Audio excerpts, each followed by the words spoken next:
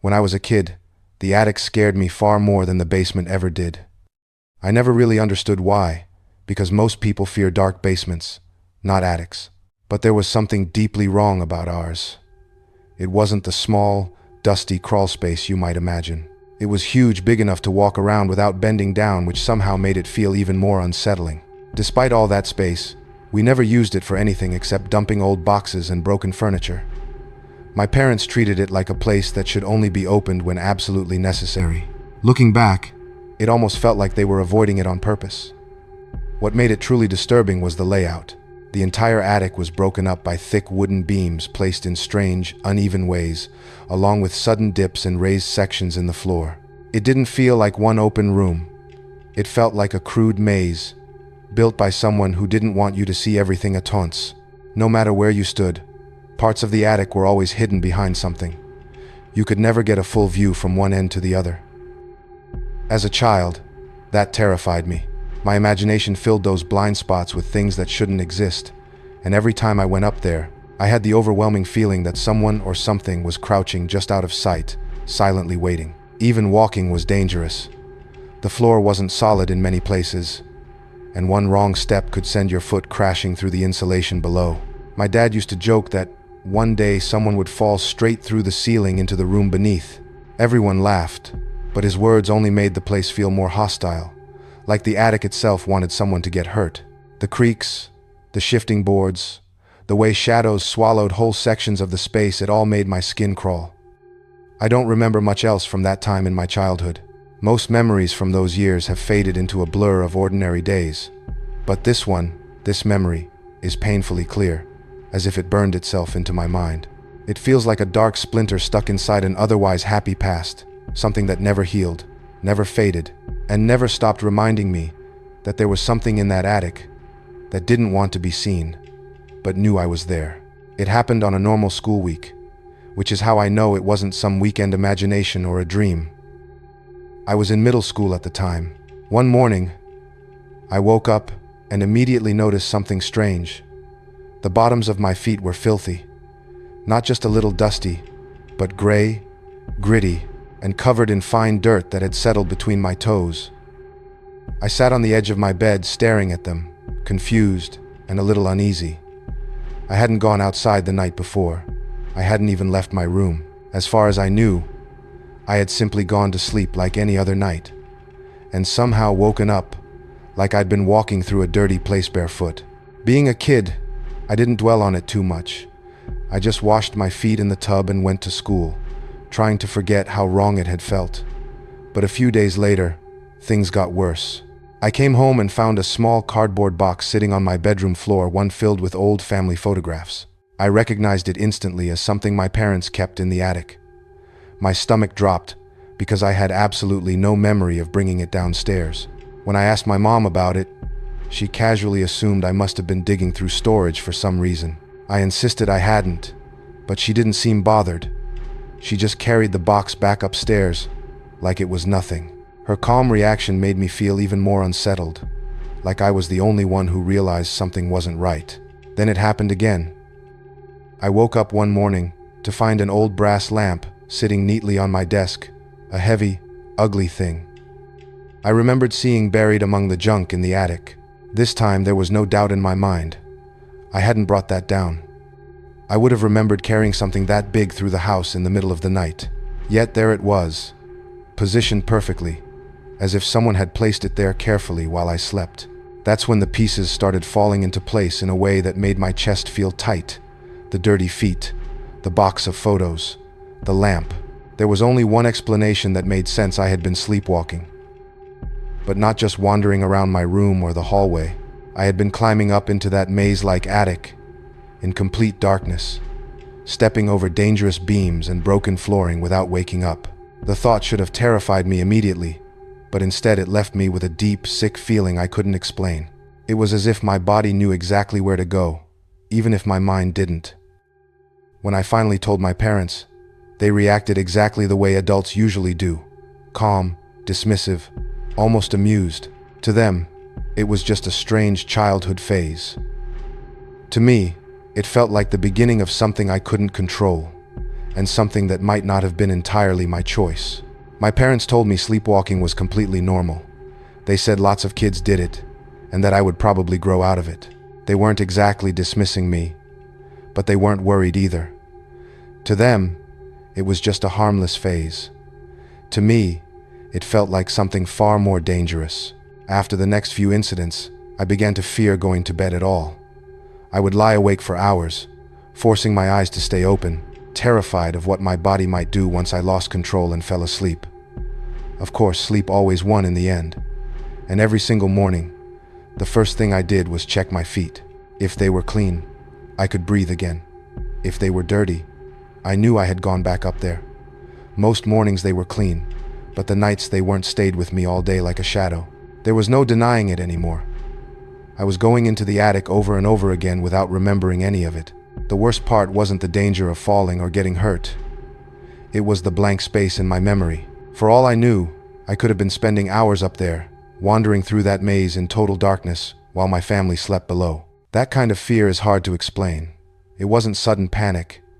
It was a slow, crawling dread that never left, like something waiting just out of sight. Then one night, something happened that was far worse than anything before. I woke up suddenly, but it wasn't morning. The room wasn't filled with sunlight. It was still completely dark. At first, I was too disoriented to understand what was wrong, until I realized something even more disturbing. I wasn't lying down. I was standing, completely upright. My heart started pounding as my brain struggled to catch up with reality. Where was I? Why couldn't I feel my bed?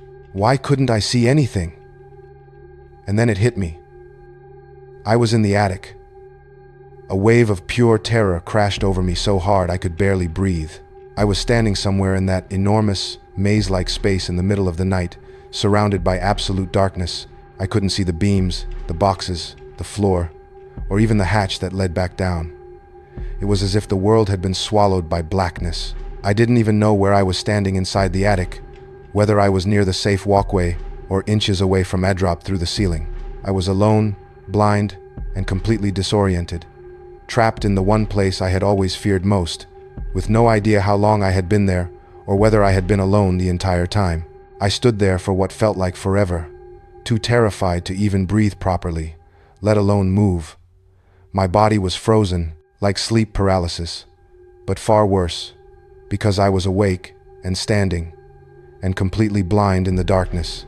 I knew the attic's layout only from memory, and that memory told me there were hazards everywhere, beams at head height, gaps in the floor, piles of junk waiting to trip me. Taking a single step felt like stepping off a cliff. But I couldn't stay there forever. So eventually, shaking uncontrollably, I forced one foot forward, then another, moving painfully slow with my hands stretched out in front of me. I was crying, but silently. Tears streamed down my face, soaking my shirt, because I was convinced that if I made any noise, something would hear me. Something would know exactly where I was. It was the most intense fear I had ever felt in my life. Raw, suffocating terror that made my chest ache. And the worst part was the feeling that I wasn't alone. I couldn't explain it. I couldn't see anything. But deep in my gut, I knew there was something else in that attic, somewhere in the darkness beyond my reach. Then I heard it. A soft, dull thud behind me. It sounded exactly like a footstep or the sound of someone shifting their weight on old wooden boards. My entire body went cold. I didn't turn around, I couldn't. I just kept inching forward, desperate to find the hatch. Then it happened again. Another sound, but from a different direction this time. And then a third. Each one subtle, careful, like whatever was making the noise didn't want to be heard, but couldn't stay perfectly still either. By then, there was no doubt left in my mind. Something was up there with me. Something moving quietly through the maze, always just out of reach, always somewhere I couldn't see. I don't know how long it took, but somehow I found the hatch and scrambled down into the house. The moment my feet hit the floor below, I ran straight to my parents' room and burst in, sobbing so hard I could barely speak. I told them everything, how I woke up in the attic, how I had to feel my way through the darkness, how I heard footsteps following me. I was certain someone had been up there. I expected my dad to jump out of bed, grab something heavy, and charge upstairs. but he didn't. Neither of them seemed truly alarmed. My mom just pulled me close and whispered that it was okay, that sleepwalking could be frightening but harmless. My dad suggested putting a lock on the attic hatch to keep me from going up there again. I agreed immediately, anything to make sure I never woke up there again.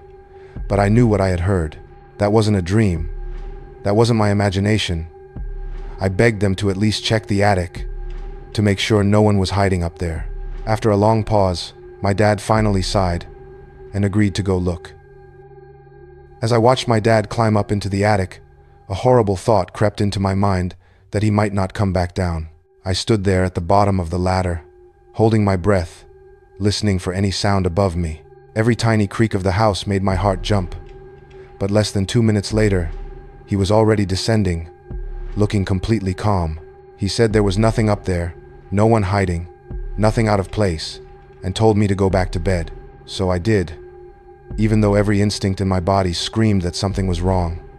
Lying in my bed after that was unbearable. Every shadow looked deeper, every sound felt sharper, and I kept imagining footsteps moving slowly across the ceiling above me. It was easily the worst night of my life. Somehow, though, after that night, the sleepwalking stopped completely, just like that. No gradual change, no final incident. It simply ended. I should have felt relieved, but instead it left me with an even heavier question. Why did it stop right after that night? I've never been able to fully accept the idea that it was just sleepwalking. Yes, I know sleepwalking is real. People do strange things while asleep. There's nothing supernatural about it, at least on paper. But something about my experience never fit. I never wandered anywhere else in the house. Not the kitchen, not the hallway, not outside. Always the attic, always that same place. And somehow, night after night, I managed to navigate a dangerous maze of beams, gaps, and obstacles in total darkness without ever falling or getting hurt. That alone never made sense to me. But what haunts me most is that one night, the night I woke up standing there. The sounds I heard behind me were real. I know they were. I can still remember them with terrifying clarity. The careful shifting, the dull weight on the boards, like something alive trying not to be noticed. I don't know what was up there with me, and maybe I never will. All I know is that I wasn't alone. Now that I'm older, I've asked my parents about it many times, hoping one day they might admit something, anything that explains it. But they always give the same casual answers, the same reassurances that it was just a phase. Sometimes it feels less like they don't know, and more like they don't want to know. Like thinking about it too deeply would open a door better left closed. I've come to accept that I'll probably never get the truth. It just realized I was awake. This happened when I was about 14 or 15, back when my family still lived in an old house that had been in our family for generations. My dad grew up there, and so did his parents before him. We don't live there anymore, but what happened in that house still comes back to me sometimes, especially at night. Like most old homes, it had an attic, a dusty dumping ground filled with things nobody wanted to sort through. Broken furniture, sealed boxes whose contents were long forgotten, and stacks of old holiday decorations were piled everywhere. The only time anyone ever went up there was around Christmas, just long enough to grab the decorations and then disappear again for another year. That year, my dad decided I was finally old enough to get the decorations myself. He gave me a long explanation about which boxes to bring down, mentioning something about the lights being stored separately near the back wall. I nodded like I was listening, but my mind was somewhere else entirely. By the time he finished and sent me up the ladder, I had already forgotten most of what he said. I climbed into the attic, pulled the hanging chain, and a single dim bulb flickered on, barely pushing back the shadows. As I looked around, it struck me that I couldn't remember the last time I'd been up there. The air smelled stale, like dust, and something faintly rotten that had been trapped for years. Then the problem hit me. I had no idea what I was supposed to grab. My dad's instructions had completely vanished from my mind. Normally I would have just asked again, but he hated repeating himself. If you asked twice, he'd get genuinely angry, so going back down wasn't an option. Not wanting to deal with that, I decided to just find the decorations on my own. I started opening random boxes, hoping something would look familiar enough to pass as the right one. Each box released a puff of dust and the smell of old paper and forgotten things. Most of them were filled with junk-tangled cords, faded clothes, cracked picture frames, objects that clearly hadn't been touched in decades. The attic felt strangely quiet, too quiet, like the rest of the house had been sealed off. The light above me buzzed softly, and every time I moved, the floor creaked in a way that sounded louder than it should have. After a while, I began to feel like I wasn't just searching through old boxes, but disturbing something that had been left alone for a very long time. I spent about 20 minutes moving things around, opening containers, and shifting piles from one corner to another until the attic looked like a disaster zone. Dust coated my hands, my clothes, even my face. Eventually, I did find the Christmas decorations, which was a huge relief because it meant I wouldn't have to face my dad empty-handed. But by then, the attic was completely torn apart.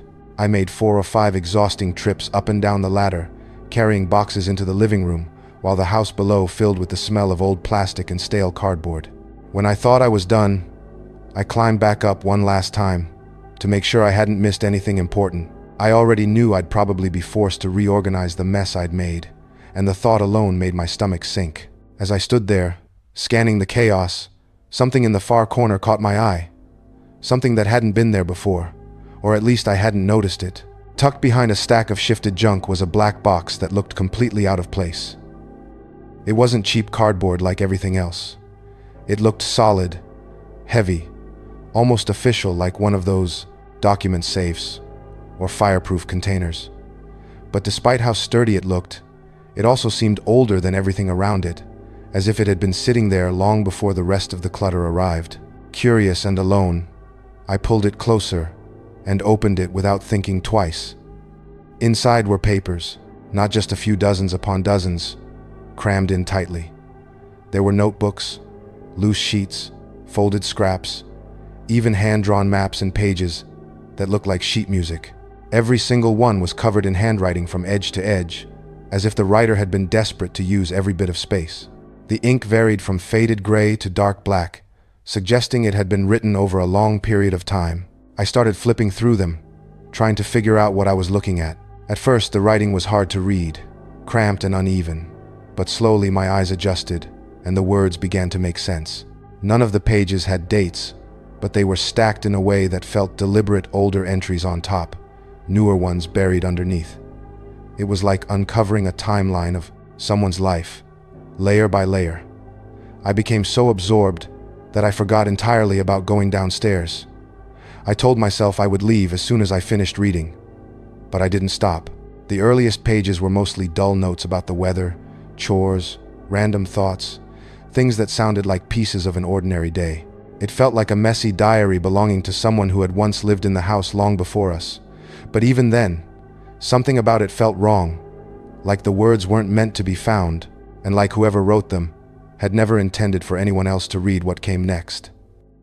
As I kept reading, the pages grew stranger. The handwriting, once messy but readable, began to twist and curl into nearly illegible scrawls. But that was nothing compared to what the words were saying. Whoever had written all this had become completely obsessed with the attic. They measured it over and over, documenting every dimension, every corner, comparing it obsessively to the layout of the house below. According to their calculations, something didn't add up. A stretch of wall several feet long seemed missing, invisible, unaccounted for.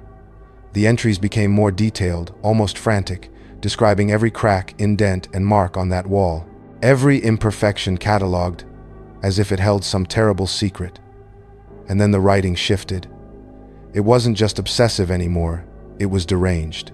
The writer spent hours, sometimes even nights, in the attic, and they claimed they started hearing things from behind that missing space.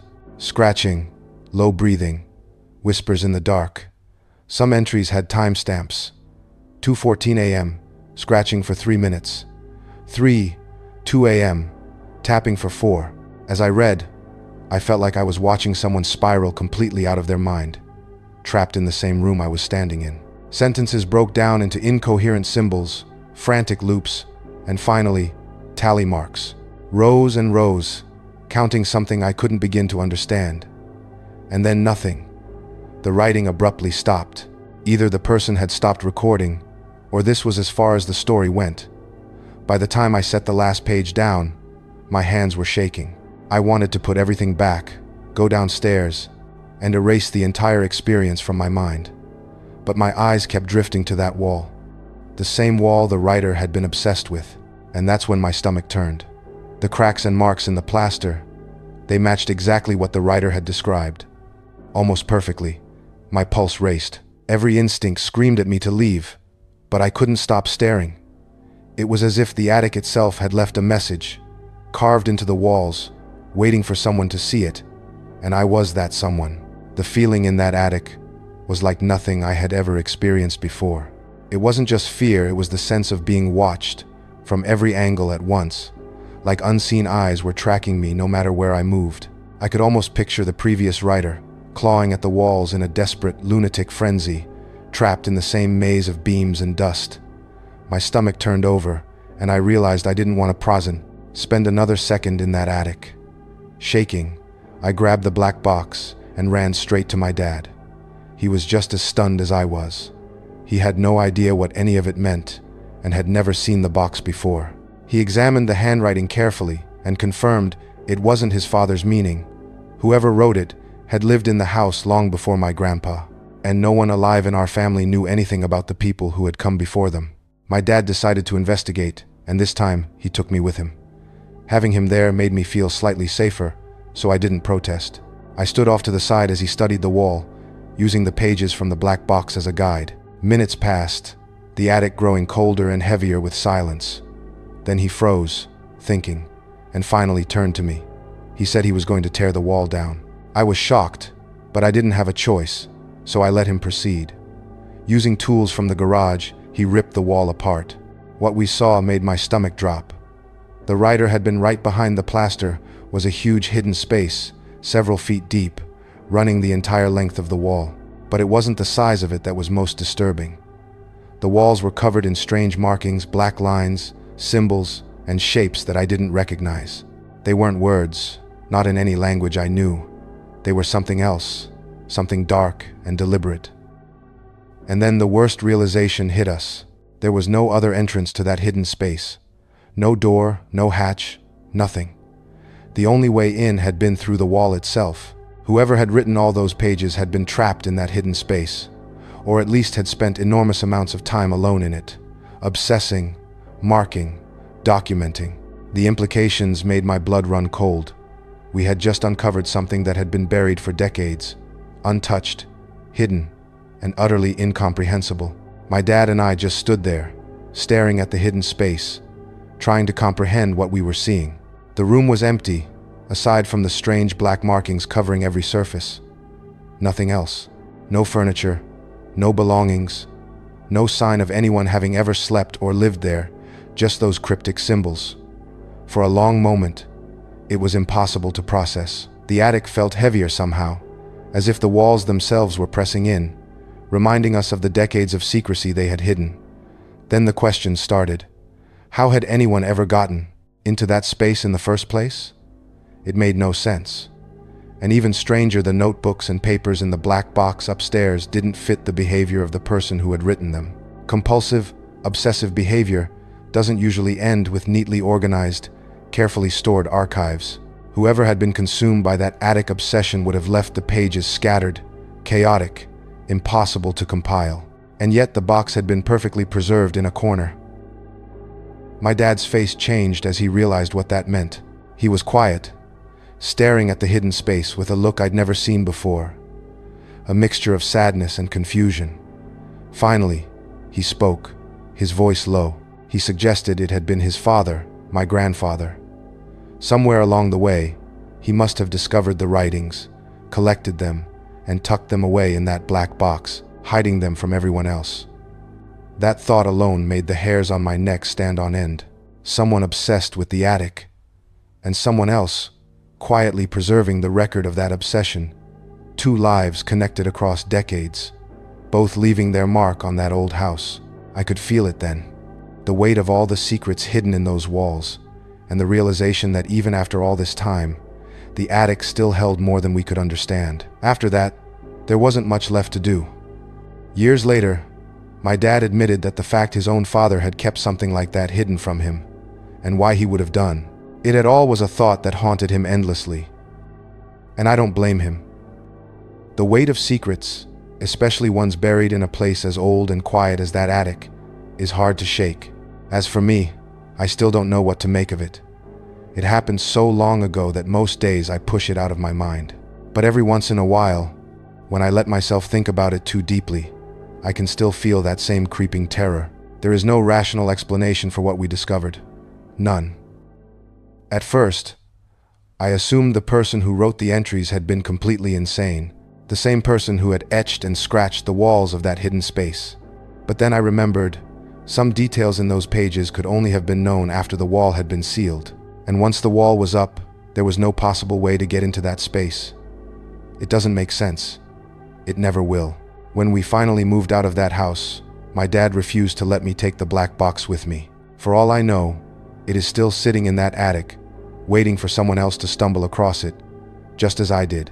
And that is a thought I carry with me even now, a mystery I will likely take to my grave, one that will never fully make sense, and one that still makes my skin crawl when I think about it.